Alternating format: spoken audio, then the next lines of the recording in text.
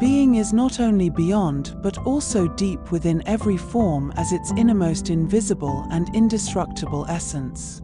This means that it is accessible to you now as your own deepest self, your true nature.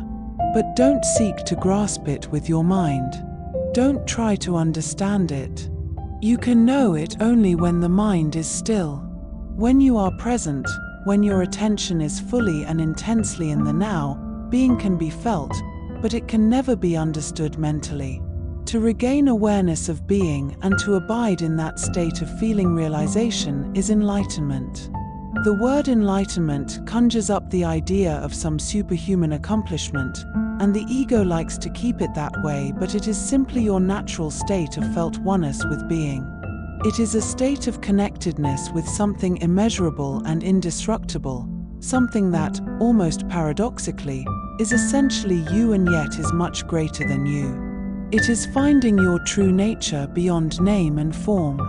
The inability to feel this connectedness gives rise to the illusion of separation from yourself and from the world around you.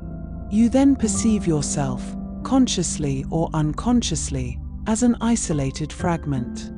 Fear arises, and conflicts within and without become the norm. The greatest obstacle to experiencing the reality of your connectedness is identification with your mind, which causes thought to become compulsive.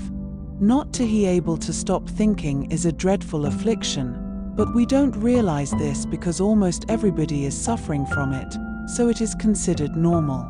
This incessant mental noise prevents you from finding that realm of inner stillness that is inseparable from being. It also creates a false mind-made self that casts a shadow of fear and suffering. Identification with your mind creates an opaque screen of concepts, labels, images, words, judgments and definitions that locks all true relationship. It comes between you and yourself, between you and your fellow man and woman, between you and nature, between you and God. It is this screen of thought that creates the illusion of separateness, the illusion that there is you and a totally separate other. You then forget the essential fact that, underneath the level of physical appearances and separate forms, you are one with all that is. The mind is a superb instrument if used rightly. Used wrongly, however, it becomes very destructive. To put it more accurately, it is not so much that you use your mind wrongly, you usually don't use it at all. It uses you. This is the disease. You believe that you are your mind. This is the delusion.